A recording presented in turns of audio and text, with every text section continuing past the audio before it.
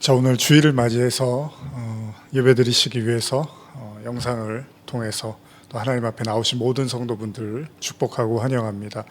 우리 다 같이 사도신경 고백하시겠습니다. 전능하사 천지를 만드신 하나님 아버지를 내가 믿사오며 그 외아들 우리 주 예수 그리스도를 믿사오니 이는 성령으로 잉태하사 동정녀 마리아에게 나시고 본디오 빌라도에게 고난을 받으사 십자가에 못 박혀 죽으시고 장사한 지 사흘 만에 죽은 자 가운데서 다시 살아나시며 하늘에 오르사 전능하신 하나님 우편에 앉아 계시다가 저리로서 산자와 죽은 자를 심판하러 오시리라. 성령을 믿사오며 거룩한 공회와 성도가 서로 교통하는 것과 죄를 사하여 주시는 것과 몸이 다시 사는 것과 영원히 사는 것을 믿사옵나이다. 아멘. 하나님 아버지 감사합니다. 오늘도 주님 앞에 나와 예배 드립니다. 가장 중요한 것은 하나님과 나, 바로 이 관계일 것입니다. 우리가 예배를 드리고 우리가 신앙생활을 하지만 결국은 하나님과 나의 관계를 들여다보고 또 그 속에서 하나님이 나에게 행하신 은혜와 사랑을 발견하고 또한 내가 그분의 자녀로서 기쁨과 감사함을 누리는 것, 어쩌면 이것이 그 어떤 예배보다도 더 중요한 줄 압니다. 오늘 아버지 되신 그 하나님을 깊이 만나게 하시고 또 자녀로서 그 아버지의 사랑을 통하여 감사와 찬양을 올려드릴 수 있는 귀한 예배의 시간 되게 하여 주시옵소서. 감사드리며 예수님의 이름으로 기도드립니다. 아멘.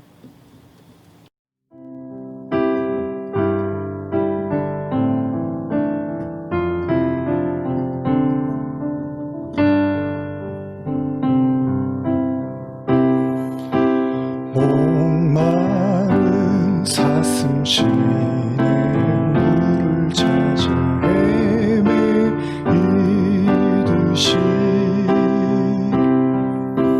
내 영혼 주를 찾기에 갈급하나이다. 주님만이 나의 방패 나의 참소와 나의 엄청선 다쳐서 주님 경배합니다.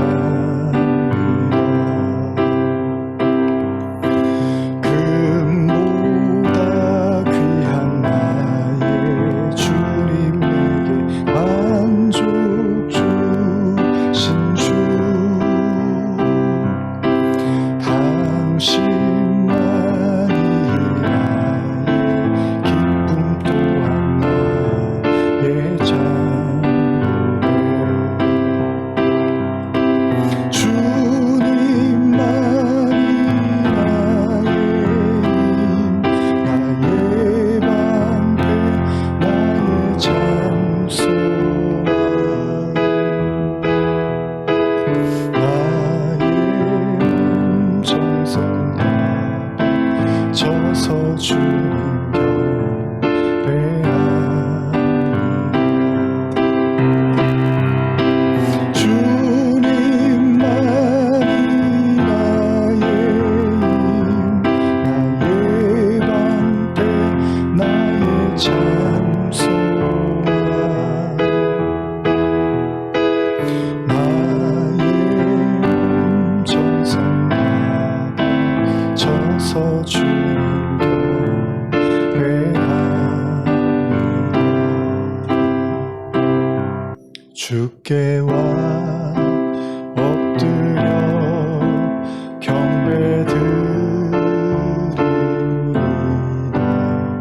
주 계신 곳엔 기쁨 가득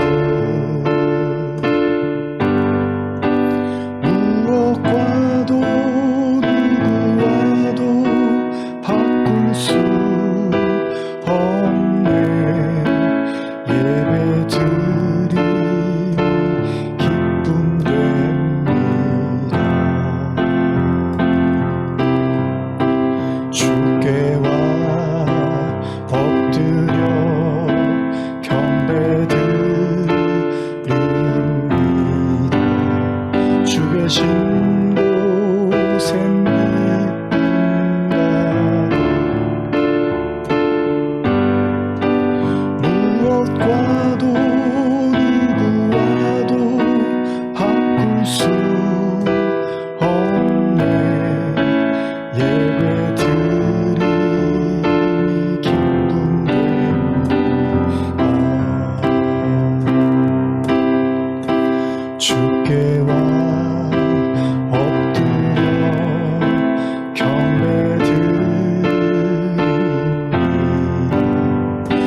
계신 곳엔 기쁨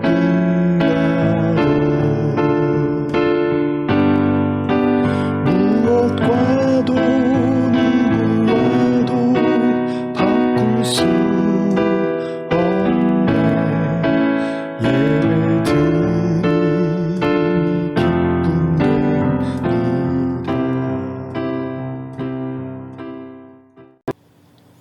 다시 한번 오늘 예배를 통해서 또 하나님 앞에 하나님을 깊이 부르짖고 만나기를 원하시는 모든 성도분들 가운데 하나님의 깊은 위로와 성령의 임재와 그리고 다스리심이, 그래서 우리 마음이 예배를 통해서 더욱더 평강을 누리고 또 하나님 안에서 안심할 수 있는 그런 시간이 되기를 간절히 축복합니다. 우리 잠깐 기도하시겠습니다. 하나님 아버지 감사합니다. 주님 안에서 평강을 누리기를 원합니다.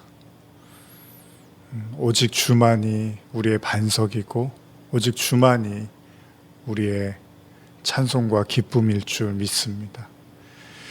주님 안에서 안전하고 주님 안에서 평안을 누리지 못한다면 우리가 어디서 이 기쁨과 평안을 누리겠습니까?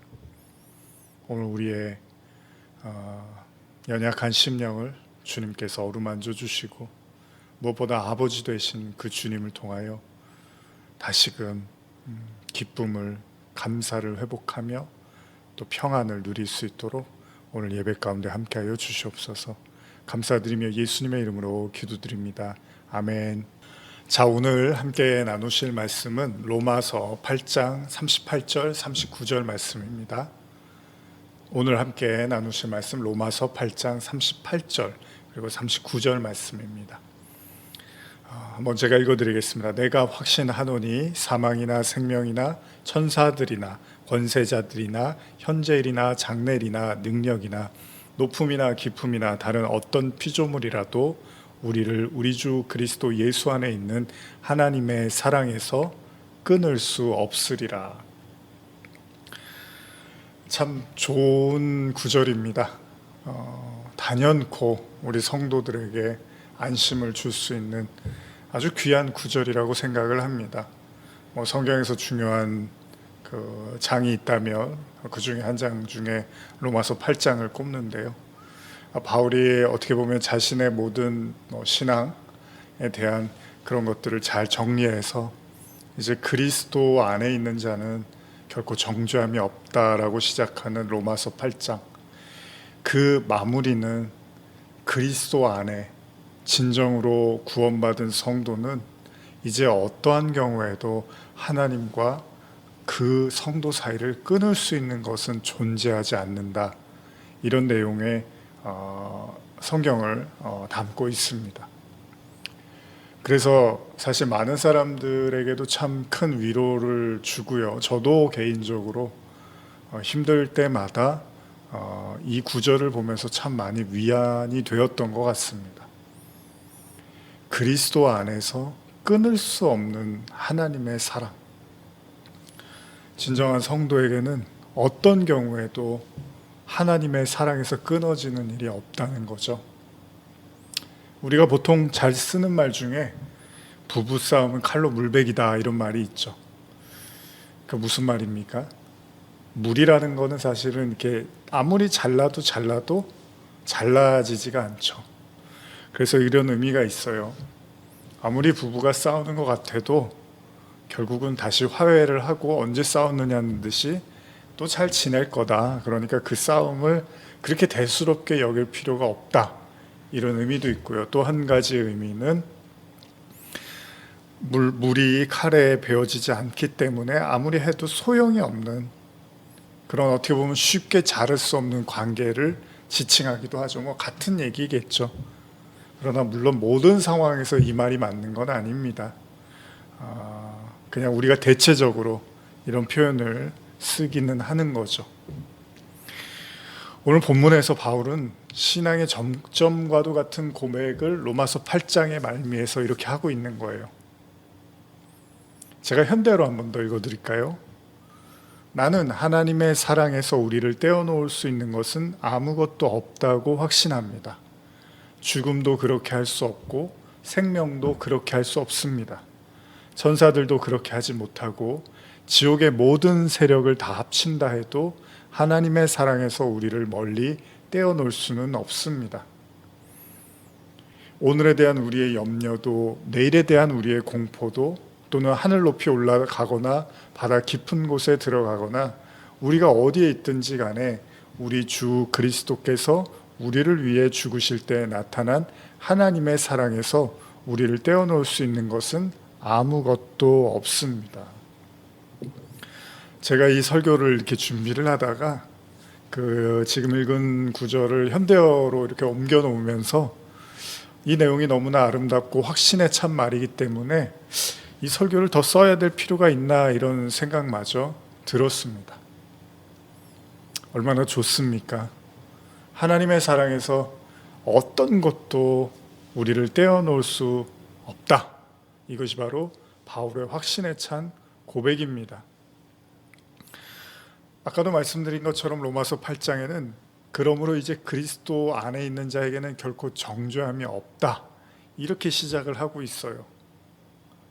그러니까 이제 온전한 구원을 받은 자들, 이제 온전한 그 정죄함으로부터도 벗어난 자들, 오로지 그리스도가 주시는 용서와 사랑과 화해와 그리고 영원한 구원과 자유를 발견한 그들, 어쩌면 바울의 마음에 이 확신에 찬 고백, 이 확신에 찬 구원에 대한 이 생각이 바울의 마음에 아주 꽉 차 있었던 것 같아요. 왜 그러냐면요, 만약에 바울의 마음에 한치의 의심이나 그 무언가 찜찜함이 있었다면 바울은 분명히 이런 선언을 하기가 쉽지 않았을 겁니다. 그럼에도 불구하고 바울이 이렇게 선언했다는 것은 정말로 성도된 자들은 절대 하나님으로부터 끊어질 수 없다라는 어떤 확신에 찬 그런 은혜가 충만했던 것으로 보입니다. 참 얼마나 놀라운 고백입니까? 듣기만 해도 배부른 고백입니다. 만약 여러분들 마음속에 이런 믿음이 있다면 어떨까요? 다시 말하면 오늘 성경에 나열된 사망이나 생명이나 천사들이나 권세자들이나 현재일이나 장래일이나 능력이나 높음이나 기품이나 다른 어떤 피조물, 그러니까 모든 요소를 다 나열하는 거잖아요. 눈에 보이든 보이지 않든 간에 인간이 알고 있는 모든 요소들을 바울이 다 나열을 하면서 그 어떤 것도 하나님과의 관계에서 끊어놓을 수 없다는 사실을 바울이 기록하고 있습니다. 이게 듣고 있는 것만으로도 너무나 행복하다 그럴까요? 누군가 나를 사랑하는데 우리 인간사에서는 사랑을 해도요, 환경이라든지 상황에 따라서 어쩔 수 없이 그 사랑이 끊어지거나 그 사랑이 마무리가 그냥 이렇게 되는 경우도 있잖아요. 근데 누군가 변함없이 변치 않는 사랑으로, 그리고 그가 변하지 않는 것도 중요하지만 그를 변화시킬 수 있는 어떤 그런 요소들도 이 세상에 존재하지 않는, 그러니까 너무나 확신에 찬 그 사랑으로 하나님이 나를 사랑한다, 이런 말씀을 듣으면 얼마나 행복한지 모르겠습니다. 근데 문제는 저와 여러분들이 어떻게 이런 믿음을 갖고 계시나요? 도저히 끊을 수 없는 관계, 어떤 힘도 어떤 권세도 어떤 시간이나 공간도 갈라놓을 수 없는 그런 관계. 바울은요, 하나님과 성도 사이를 그렇게 정의하고 있습니다. 사실 이런 믿음을 갖는다는 것은 결코 쉽지가 않잖아요. 우리는 잘 압니다. 인간은 그렇지가 못하단 말이에요. 상황과 환경에 따라서 얼마든지 우리의 믿음이 식었다가 또 뜨거워졌다가 그렇게 사실 오르락내리락 반복을 하죠. 그러다 보니까 하나님이 잘해 주시는 것 같으면 나와 함께 계시는 것 같고요, 왠지 일이 잘 안 풀리고 사방에서 어려운 일이 생기면 하나님이 나와 함께 하지 않는 것 같은, 그러니까 우리의 믿음은 사실 이렇게 들락날락 오락가락 하잖아요. 출애굽기 17장 제가 가끔 드는 예인데요, 이스라엘 백성들이 이렇게 원망을 자주 하죠. 광야에서 원망을 자주 하는 이유 중에 하나가 이제 먹는 것 때문에요. 대표적으로 이제 물 때문에 그런 일들이 있었는데 출애굽기 17장 2절 3절에 백성이 모세와 다투어 이르되 우리에게 물을 주어 마시게 하라. 모세가 그들에게 이르되 너희가 어찌하여 나와 다투느냐 너희가 어찌하여 여호와를 시험하느냐.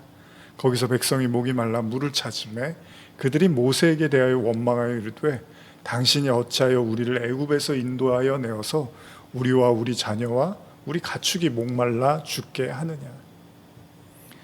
모세는요 자신을 향한 그 원망하는 백성들 향해서 뭐라고 하냐면요 왜 하나님을 시험하느냐 이렇게 말을 합니다. 그러니까 백성들의 다툼과 원망이요 하나님을 시험하는 거하고는 다르지 않다 지금 이렇게 표현을 하는 거예요.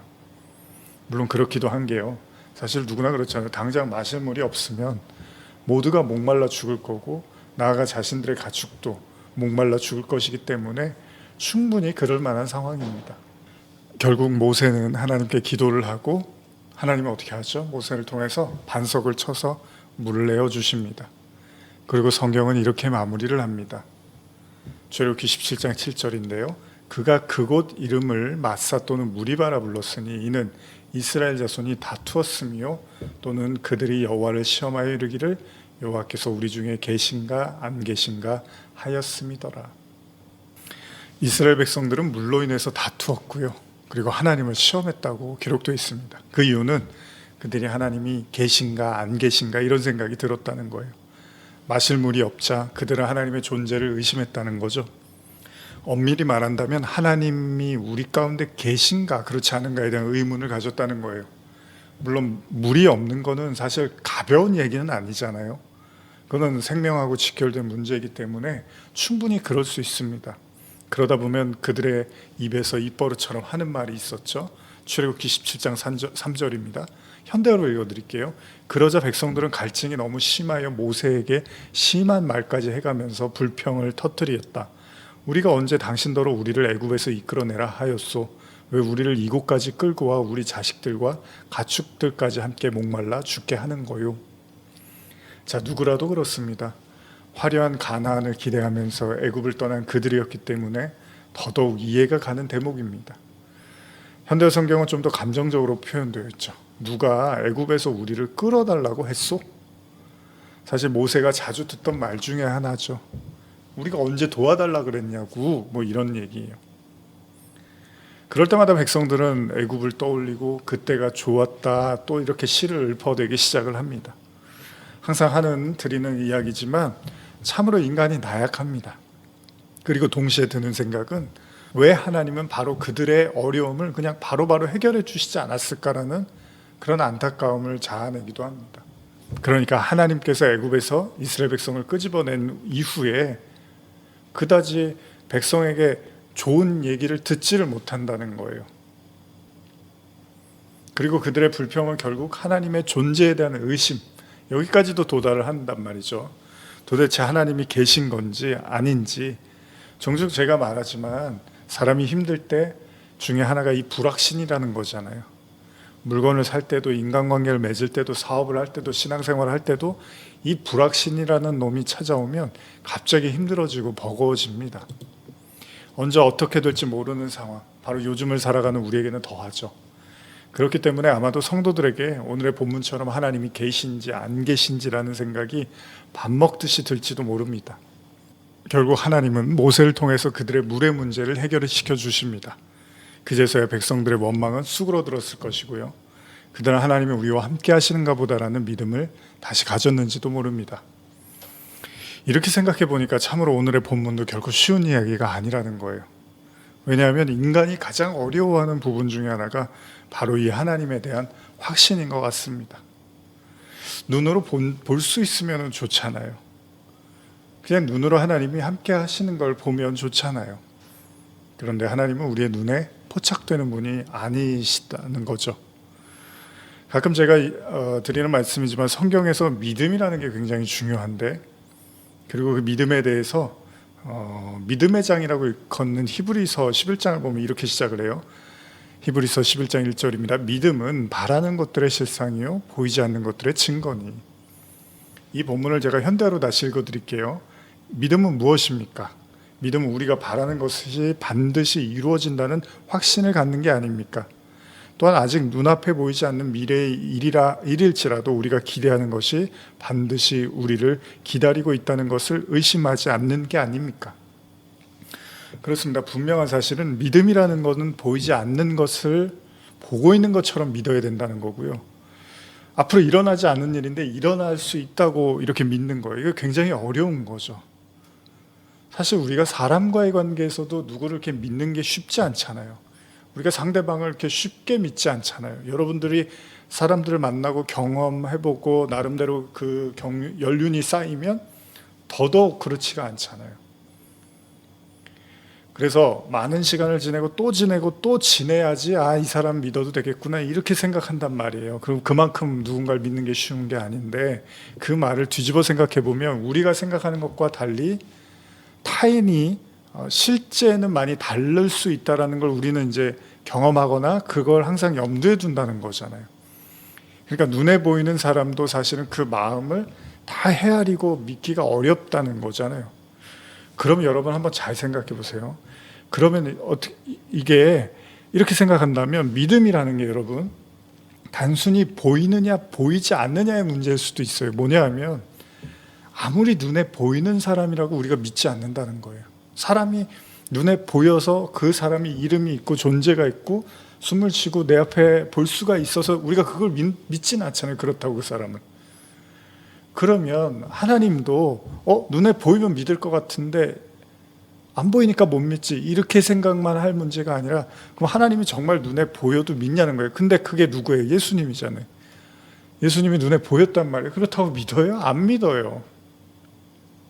그러니까 믿음의 문제는 눈에 보이느냐 보이지 않느냐의 문제가 아닐 수도 있다는 거예요. 만약에 우리가 하나님을 믿는다라고 할 때 이게 단순히 신의 존재의 갈등, 그러니까 신이 존재하느냐 안 하냐 단순히 이런 문제가 아니라면요. 여러분들의 하나님이 계신 것 같아 안 계신 것 같아 이런 차원이 아니라 지금 오늘의 본문처럼 이스라엘 백성을 하나님이 함께 하셨어요. 근데 이제 이스라엘 백성들의 고민은 하나님이 우리 편인가 아닌가, 왜 우리 편이라면 우리가 목마르고 힘들 때 안 도와주실까라는 이런 쪽에 더 가까웠다는 거예요. 왜냐하면 이미 그들은 하나님이 보여주신 기적을 계속 봐왔단 말이에요. 그러니까 어떻게 보면 존재에 대한 문제보다는 우리와 함께 하신가, 우리의 메시아인가, 우리의 구원이신가 여기에 대한 고민이 있었다는 거잖아요. 그러니까 우리식으로 얘기하면 정말 하나님이 내 기도를 들어주시는 건가? 정말 나와 함께 하시는 건가? 나를 구원하시려고 하는 건가? 나의 편이신가? 내 아버지신가? 이런 거에 대한 우리가 고민을 할 수 있다는 거잖아요. 신의 존재에 대한 문제, 신이 계시냐 안 계시냐 이거에 대해서 굳이 말씀드린다면 저는 개인적으로 이렇게 생각합니다.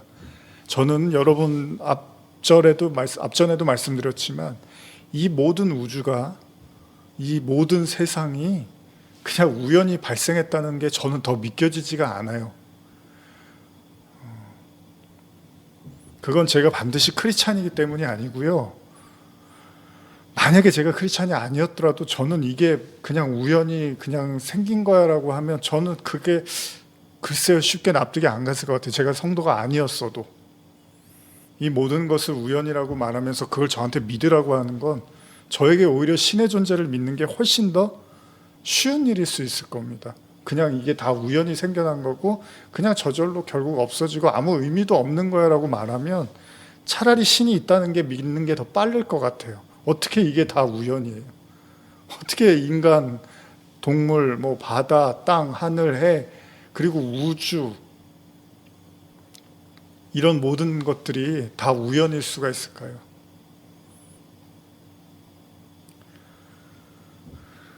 오히려 그건 저에게 믿기 더 어려운 사실입니다. 그렇기 때문에 저는 이 세상의 모든 피조물은 반드시 누군가에 의해서 창조되었음을 믿어 의심치 않습니다.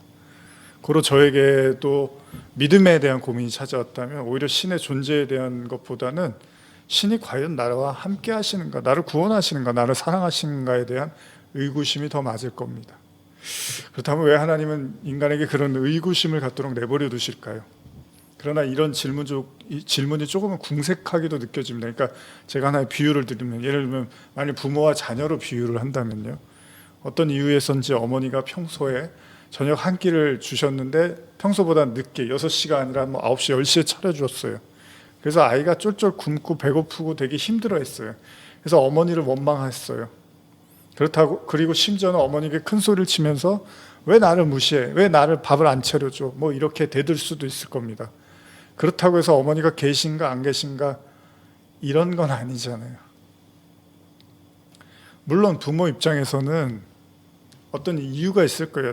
당연히 자식을 무시해서가 아닐 겁니다. 물론 뭐 특별한 경우도 있지만 일반 보편적으로 부모님들이 뭐 자녀를 무시해서 밥을 안 주고 그러지는 않잖아요. 물론 이건 가벼운 예에 불과합니다. 그러나 그 상황이 심각해지면 물론 달라질 수 있습니다. 오늘처럼요, 이스라엘 백성처럼 이게 밥 먹고 한 끼 뭐 늦게 먹고 이런 게 아니잖아요. 자기의 가족, 목숨, 그리고 소유, 가축 이런 모든 것들이 위협을 받을 때 당연히 하나님이 왜 이렇게 힘들게 하시고 안 도와주시지? 그리고 하나님이 우리와 함께 하시는가? 이런 고민을 할 수 있는 거예요. 충분히 가능한 일입니다. 그런데 분명한 사실은 그들의 처한 위기가 하나님의 부재는 아니었어요. 그들의 생명이 위태로운 지경에 이를 수는 있었지만 그것이 하나님이 그들과 함께하지 않은 것은 아니었어요. 성경을 보니까 하나님 모세를 통해서 반석을 쳐서 물을 내어서 그들을 마시게 했어요. 자, 그럼 우리는 이걸 어떻게 받아들여야 될까요? 그들은 고민하고 갈등했어요. 하나님이 우리를 도와주시지 않는 것에 대해서 계신가 안 계신가. 그런데 하나님이 그들을 떠났거나 멀리했거나 그들을 잠깐 외면했던 그런 건 아니었어요. 계셨고 그들이 요구하자 들어주셨어요. 아마도 오늘날 많은 성도들이 그들에게 이런저런 이유로 외적인 환경이라든지 아니면 마음의 고통이 찾아오면 외칠 겁니다. 도대체 당신은 무슨 생각을 하고 계십니까? 아니 왜 쳐다만 보시고 아니 왜 안 도와주세요? 사랑하신다며요. 그렇게 우리를 너무나 사랑하셔서 십자가에 목숨까지 주셨다며 왜 쳐다보고 계세요? 정작 진짜 내가 힘든데. 이런 똑같은 생각을 우리는 할 수 있다는 거예요. 그러다 보면 우리도 똑같이 이스라엘 백성처럼 하나님이 계신가 안 계신가 이런 고민을 하게 되겠죠. 어쩌면 신앙의 대부분의 싸움은 이 지점에 있다고 볼 수 있다고 말해도 과언이 아닙니다. 심지어는요, 십자가 위에서요, 예수님 이야기를 해보면 예수님도 그 고통, 십자가의 그 중한 고통, 인류를 위한 대속의 십자가를 지시던 그 지점에서 예수님 뭐라고 하십니까? 마가복음 15장 34절, 제9시에 예수께서 크게 소리 지르되 엘리 엘리 라마 사박다니 하시니 이를 번역하면 나의 하나님 나의 하나님 어찌하여 나를 버리셨나이까 하는 뜻이라. 이 놀라운 게 예수님도 그 죽음의 순간에 하나님을 향해서 소리를 치시는데 왜 나를 버리십니까? 이렇게 말씀을 하십니다. 사실 예수님은 하나님의 아들로 오셨지만 아까 제가 처음에 말씀드린 것처럼 하나님의 아들이 눈에 보였다고 믿는 게 아니에요, 여러분. 그러니까 하나님이 보이면 믿을 것 같아. 아니요. 그럼 예수님 기적 안 하셨나요? 기적도 하시고 죽은 사람도 살려내시고 사흘 만에 부활도 하시고 내가 그걸 못 봤으니까 나는 안 믿지. 봤으면 나는 믿어. 그 당시 사람들은 안 봤냐고. 다 봤어요. 봤는데도 안 믿었어요. 그럼 뭐 부활했다고 해서 다 믿나요? 예수님을 다 믿었나요? 그 당시? 아니에요. 오히려 또 핍박받고 그리스도인이라는 것 때문에 얼마나 힘들게 살았는지 몰라요. 그러니까 우리는 보이면 돼. 기적이 나오면 믿을 거야. 하나님의 능력을 보여주세요. 제가 믿을게요. 다른 문제라는 거예요. 하나님이 말씀하시는 믿음은 다른 차원의 것이라는 거죠. 능력을 나타내면 하나님이 계신다? 그래서 내가 믿는다? 그건 하나님이 원하는 믿음이 아닐 수도 있다는 거예요. 하나님이 무슨 능력 인정받고 싶어서 우리한테 나 능력이 많은 것 좀 너희들이 알아줘. 예수님이 그러면 왜 기적하고서 이렇게 말하지 말라고, 사람들한테 소문내지 말라고 이런 말씀을 뭐하러 하십니까? 더 빨리 말해갖고 많은 사람들이 내가 이렇게 하나님의 아들인데 능력이 대단하지, 그렇게 해서 알려야 될 거 아니에요. 더 하나라도 더 믿게 하려고. 근데 오히려 말하지 말라는 거예요. 그게 뭐예요? 그 믿음 내가 주고 싶은 게 아니라는 거죠. 그랬으면 진작에 예수님이 사단과의 시험에서도 다 해주면 돼요. 돌을 떡으로 만들고, 그리고 위에서 뛰어내려서 죽지 않고, 그리고 세상 모든 부귀와 영화 그 권세를 위해서 사단에게 절하면 다 주시겠다고 한 거. 근데 예수님이 그걸 다 거절을 하셔요. 왜? 그 믿음 아니라는 거예요. 그러니까 오늘날에도 하나님을 믿는 거를, 그런 능력의 하나님을, 그렇게 능력이 나타나는 하나님만 믿으려고 하면 그거는 예수님이 전하지 말고 얘기하지 말라고 한 그런 믿음일 수도 있다는 거예요. 그럼 뭘 믿어야 되는 거예요? 뭘 믿어야 되는 거죠? 예수님이 왜 십자가에서 왜 나를 버리시나이까? 라고 하면서 고통스럽게 절규를 하셨을까요? 사실 이 예수님은 하나님의 아들로 오셨지만 사람들한테도 무관심을 당했고 외면당했고 심지어는 배신도 당했고요. 결국은 모두의 무관심 속에서 서서히 숨을 거두어 가셨습니다. 그러니까 하나님의 아들로서는 굉장히 비참한 삶을 살다 가셨어요. 물론 화려한 어떤 그 기적과 가르침과 놀라운 일들이 없었던 건 아니지만 결과적으로 그의 궁극적인 마지막은 십자가였다는 거죠. 그러니까 굉장히 처절함 가운데 죽어가셨습니다. 그때 그가 어찌하여 나를 버리시나이까? 이런 고백을 해요. 어떻게 보면 여러분, 이 고백 안에는 인간으로 육신을 입고 오신 마치 인간적 모습과, 그리고 물론 그 십자가의 대속이라는 그 자체가 하나님의 어린 양이니까, 그러니까 그 두 가지 모습을 다 보여주고 있는 듯해요. 그 연약한, 어떻게 보면 인간의 한계, 그러나 동시에 하나님의 그 제물로서 오신 또 하나님의 선물, 이런 모든 모습을 보여주는 듯합니다. 그런데 중요한 건 뭐냐면 예수님이 어찌하여 버리시나이까 그리고 숨을 거두신 건 아니에요. 그 다음에 19장, 요한복음 19장 30절인데 예수께서 신포도주를 받으신 후에 이르시되 다 이루었다 하시고 머리를 숙이니 영원히 떠나가시니라. 방금 전까지 자신을 버리셨냐, 왜 하나님께서 나를 버리셨냐라고 외쳤던 예수님이요, 갑자기 다 이루었도다라는 말씀을 하십니다. 이 두 마디가 굉장히 상반돼 보이잖아요. 꼭 인간 예수와 꼭 하나님의 아들로서의 예수, 이런 신적 인간적 모습을 다 보여주는 것처럼, 이런 양면적인 모습처럼 느껴집니다. 그런데 중요한 사실은 여러분, 그는 하나님께 왜 나를 버리냐고 외쳤고, 그리고 나서 죽음의 직전에 모든 걸 다 이루었다라고 말씀을 하셨어요. 저는 이 두 마디의 말씀을 이렇게 이해하고 싶습니다. 비록 그의 육신은 십자가의 죽음에 처했습니다. 이게 현실이었어요. 십자가의 현실. 그래서 너무나 고통스러워서 왜 나를 이렇게까지 내버려 두십니까? 라는 예수님의 어떻게 보면 피 맺힌 절규처럼 들리기도 합니다. 근데 보통 그러면 거기서 고통스러워하고 아파하면서 절규하면서 생을 마감하는 게 보통 인간의 한계잖아요. 근데 갑자기 예수님이 다 이루었다라고 말씀을 하세요. 근데 물론 십자가를 다 완수하셨으니까 그 죽음으로써 피와 모든 그 땀을 다 쏟아내시고 십자가의 죽음에서 이제 다 견뎌내셨으니까 다 이루신 것도 맞지만, 또 다른 의미에서 하나 생각하고 싶은 건요, 저는 이렇게 생각하고 싶어요. 예수님은 하나님의 아들이었습니다. 아들과 아버지. 사실 이 땅의 모든 성도들은 우리 하나님이 아버지잖아요. 우리 자녀잖아요. 우리가 아들들이라고 하잖아요. 예수님을 통해서 우리가 아들이 된 거잖아요. 종이 아니라 이제 양자가 된 거잖아요. 예수님 때문에. 그러면 그 예수님의 피 맺힌 마지막 어찌하여 나를 버리시나이까의 절규에서 아들이 깨달아야 될 것, 우리가 예수님을 통해서 깨달아야 될 것, 그게 있다면 그 예수님의 마지막 순간의 버리심은, 진짜 버리셨나요? 하나님이 예수님을? 안 버리셨잖아요. 물론 육신은 십자가에서 죽으셨지만 다시 부활해서 정말로 영원한 생명에 이르게 하셨죠. 하나님이. 그 얘기는 뭐죠?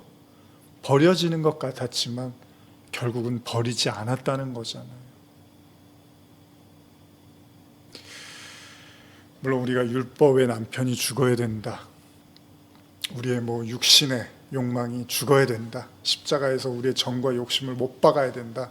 다 맞습니다. 다 좋은 이야기고요. 그런데 정말 하나님이 성도에게 원하시는 믿음, 이제 12월을 마무리하면서 이제 또 내년을 바라보면서 어쩌면 우리가 알고 있는 모든 신앙과 성경에 대한 지식과 가르침과 나름대로 여러분들의 견해들 다 중요합니다. 근데 여러분, 가장 기본적인, 우리가 컴퓨터, 제가 가끔 그런 표현 쓰는데 컴퓨터가 되게 현란하고 화려하고 그런 것 같지만 그 언어는 이진법이잖아요. 0하고 1. 그러면 성경도 가르침도 뭐 히브리어, 헬라어 막 뭐 현란하게 이걸 해석하고 풀어내고 다 좋습니다. 뭐 그런 시도와 그런 노력, 공부 다 좋은데 그걸 이렇게 다 치워버리고요. 컴퓨터가 이진법이라는 0과 1의 그걸로 이루어진 것처럼 성경도 하나님의 말씀도 결국은 뭡니까? 하나님하고 나잖아요. 아버지와 아들. 그럼 아버지와 아들이 가져야 될 믿음이 뭘까요? 어찌하여 나를 버리시나이까? 근데 안 버리시더라는 거예요. 다시 살려내시더라는 거예요. 물론 이것이 여러 가지 우리가 신앙적 의미로 해석할 수 있는데 오늘은 이렇게 이해하고 싶어요. 아들이 가져야 될 믿음. 하나님은 절대 아들을 포기하지 않는다. 우리 자신이 완전히 버림받았다고 생각하는 그 스월의 끝에 서 있어도 하나님은 안 버리신다. 여러분, 믿음이라는 게 그렇습니다. 하나님은 애초에 버릴 마음이 없는 거잖아요. 하나님이 한번 선택하고 부르신 자는 하나님이 절대 놓지 않는다며요. 그러면 하나님이 뭘 배워야 되는 게 아니에요. 이 세상에서. 그렇죠? 우리를 하나님이 이 세상에 보내서 뭐를 배우라고 보낸 거잖아요. 히브리서 말씀 12장 말씀처럼 하나님이 아버지가 가르치려고 보낸 거잖아요. 회초리를 들고 뭔가를 가리키는 거예요. 그거 안 가리키면 그거는 버려진 거라며요. 그럼 하나님의 자녀들은 하나님이 뭘 가리키는데 뭘 가리키겠어요? 다 치우고 다 걷어내고요. 여러분들이 지금까지 배우고 알고 있는 모든 성경 지식 이런 거 다 내려놓고 뭐 히브리어, 헬라어 이런 것도 다 내려놓고 아버지와 아들이 가져야 될 아버지의 믿음도 아니에요. 하나님은 이미 결정하셨으니까 사랑하기로. 그럼 우리가 가져야 될 믿음은 뭐예요? 절대 버리지 않는구나. 절대 포기하지 않는구나. 심지어 극한의 상황에서 나는 이제 버림받았다라고 여겨지는 그 순간에도 하나님은 안 버리시는구나, 나를. 내가 죽음이 찾아온다 하더라도 그렇다고 하나님이 나를 버리시는 게 아니구나. 나를 영원한 생명으로 살려내실 것이구나. 부활시키실 것이구나. 하나님 나라로 이끄실 거구나. 설령 육체적 죽음이 온다 하더라도 내 영혼을 하나님은 다시 소생시키실 거구나. 다윗이 고백하잖아요. 여호와는 나의 목자시니 내게 부족함이 없으리로다. 그가 나를 푸른 초장에 놓으시며 쉴만한 물가로 인도하신다. 내 영혼을 소생시키시고 자기의 이름을 위하여 의의 길로 인도하시는구나. 어쩌면 성도에게 찾아오는 죽음과 같은 환난의 그 끝에서도 이제는 버림받았구나. 욥이 그러잖아요. 이제 나는 아무것도 기대하고 의지할 게 없어. 이제 나는 완전히 망했어. 근데 진짜 욥이 망했나요? 안 망했어요. 하나님이 그 스월에서 그 지옥 같은 삶에서 욥을 끌어내서 진짜 하나님의 얼굴을 비추셨다고. 왜요? 아버지를 알라고. 여러분, 신앙은요, 여러분과 뭐 주변, 뭐 교회와의 관계, 이웃과의 관계, 성도와의 관계, 물론 다 중요한데 더 중요한 거, 그것보다 훨씬 더 중요한 건 여러분과 하나님과의 관계잖아요.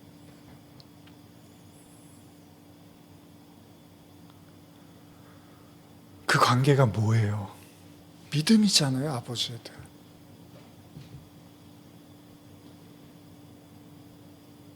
어쩌면 저는 성도가 이 세상을 살아가는 이유, 이게 아닐까 생각해 봅니다. 이거 믿는 거예요, 이거. 그래야지 영원한 시간으로 우리가 갔을 때 어떤 경우에도 흔들리지는 않는 거예요. 그걸 알아버렸으니까 하나님이 나를 어떻게 사랑하는지를. 하나님은 걱정하지 마세요. 하나님은 한번 결정하셨으면 실현하는 분이 아니에요. 언약을 뒤집는 분이 아니란 말이에요. 우리가 이제 그걸 받아들여야 되는 거예요. 결혼은요, 상대방도 결정해야 되지만 우리도 결정해야 되는 거예요. 신랑도 결정해야 되지만 신부도 결정해야 되는 거예요. 우리 신부라며요. 그럼 이제 하나님은 신랑으로서 우리에게 이제 영원히 함께 하시겠다고 이제 사인을 하셨어요. 그럼 이제 우리가 결정해야 되는 거예요. 저 신랑이 진짜 나를 영원히 사랑할까? 근데 그게 확신이 안 들면 사인을 못 하는 거예요. 그러니까 하나님이 기다려주는 거예요. 언제까지? 그걸 믿을 때까지. 그러니까 여러분, 구약에서 그 성전 안에 법궤 있잖아요. 법궤. 근데 다른 말로 언약궤라고 하죠. 언약이에요. 언약. 언약이 뭐예요? 약속이에요. 약속이 뭐예요? 이스라엘 하나님은 이스라엘을 버리지 않고 영원히 함께 하시겠다는 거잖아요. 그 오늘날 우리에게 성도에게도 동일한 거죠. 하나님은 하나님의 신부들을 향해서 영원히 함께 하시겠다는 거예요. 아버지로서, 하나님으로서, 신랑으로서 다 같은 얘기예요. 그럼 이제 우리가 거기에 반응을 하는 거예요. 우리가 모든 신앙생활의 여정을 거쳐서 거기에 반응을 하는 거예요. 어떻게 반응하는 거죠? 이렇게 반응하는 거예요. 여러분과 제 입에서 이 고백이 나올 수 있으면, 내가 확신하노니 사망이나 생명이나 천사들이나 권세자들이나 현재 일이나 장래일이나 능력이나 높음이나 깊음이나 다른 어떤 피조물이라도 우리를 우리 주 그리스도 예수 안에 있는 하나님의 사랑에서 끊을 수 없으리라. 이 고백을 하면 되는 거죠. 이걸 믿으면 의로 여겨주시는 거예요. 이걸 믿는 거잖아요. 이거는 그 사랑을 경험하고, 이제 보이진 않지만, 보이든 보이지 않는 이게 중요한 게 아니에요. 이제 그 사랑을 내 마음에 가지고 있으면 그 아버지가 내 안에 계시는 거죠. 이 영원한 아버지가. 그럼 그가 아들이 되는 거죠. 신부가 되는 거고, 하나님 나라 백성이 되는 거고, 다 똑같은 얘기입니다. 이 믿음을 우리 모두가 고백하게 되기를 간절히 축복하면서, 다시 한번 듣기만 해도 배부른 이 로마서 8장 38절 39절을 현대어로 읽어드리면서 설교를 마무리하겠습니다. 나는 하나님의 사랑에서 우리를 떼어놓을 수 있는 것은 아무것도 없다고 확신합니다. 죽음도 그렇게 할 수 없고 생명도 그렇게 할 수 없습니다. 천사들도 그렇게 하지 못하고 지옥의 모든 세력을 다 합친다 해도 하나님의 사랑에서 우리를 멀리 떼어놓을 수는 없습니다. 오늘에 대한 우리의 염려도, 내일에 대한 우리의 공포도, 또는 하늘 높이 올라가거나 바다 깊은 곳에 들어가거나 우리가 어디에 있든지 간에 우리 주 그리스도께서 우리를 위해 죽으실 때 나타난 하나님의 사랑에서 우리를 떼어놓을 수 있는 것은 아무것도 없습니다. 아멘. 기도하시겠습니다. 하나님 아버지,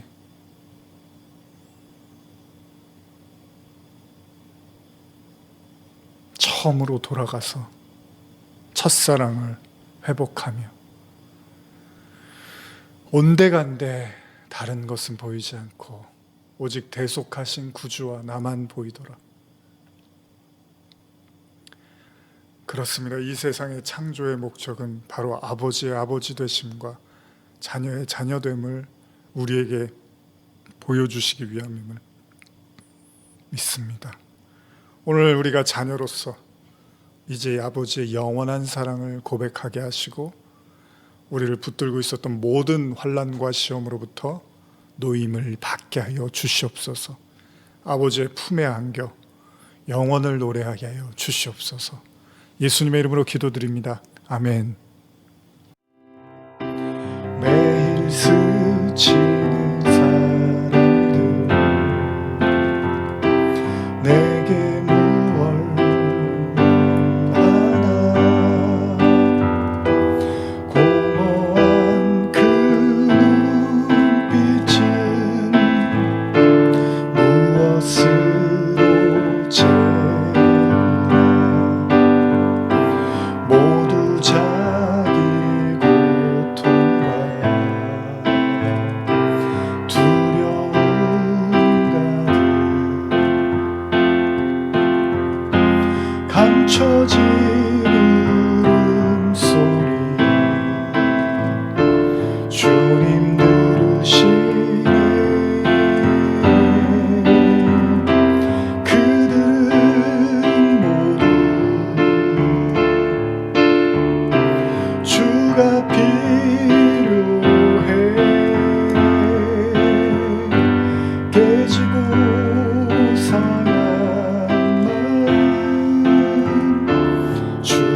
여시네.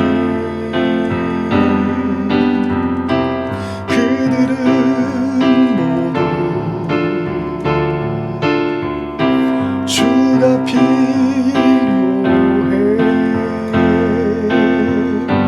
모두 알게 되리. 사랑의 주님, 캄캄한 세상에서 빛으로 부름받아 잃어버린 자들과 나누라고 하시네. 주의 사랑으로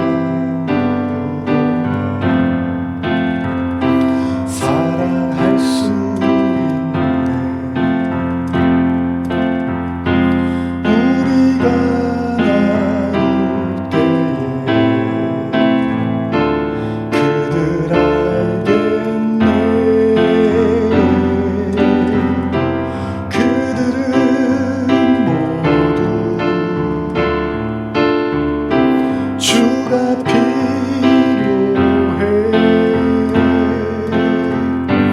깨지고 상한 마음 주가 여시네. 그들은 모두 주가 필요해.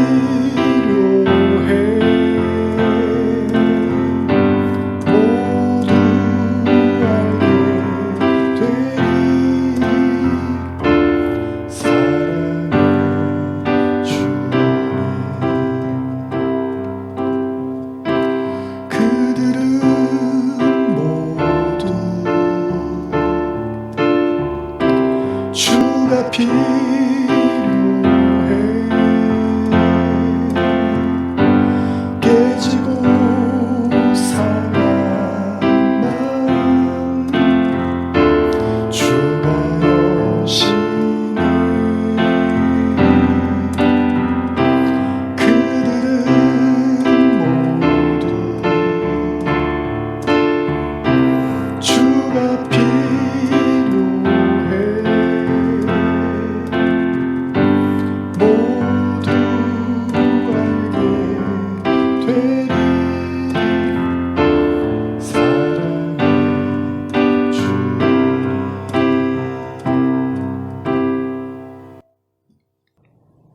우리 다 같이 축도하심으로써 오늘 모든 예배를 마치겠습니다. 지금 우리 주 예수 그리스도의 은혜와 하나님 아버지의 사랑과 성령의 교통하심이 오늘 영원한 아버지, 영원한 아들로서 그 아버지의 사랑을 변함없는 영원한 그 사랑을 믿고 신뢰하며 나가기를 원하는 모든 성도들 머리 위에 지금부터 영원히 함께 있을지어다. 아멘. 한 주간도 주님과 동행하시면서 그 아버지의 사랑을 깊이 경험하시기를 간절히 축복합니다. 다음 주일에 뵙겠습니다.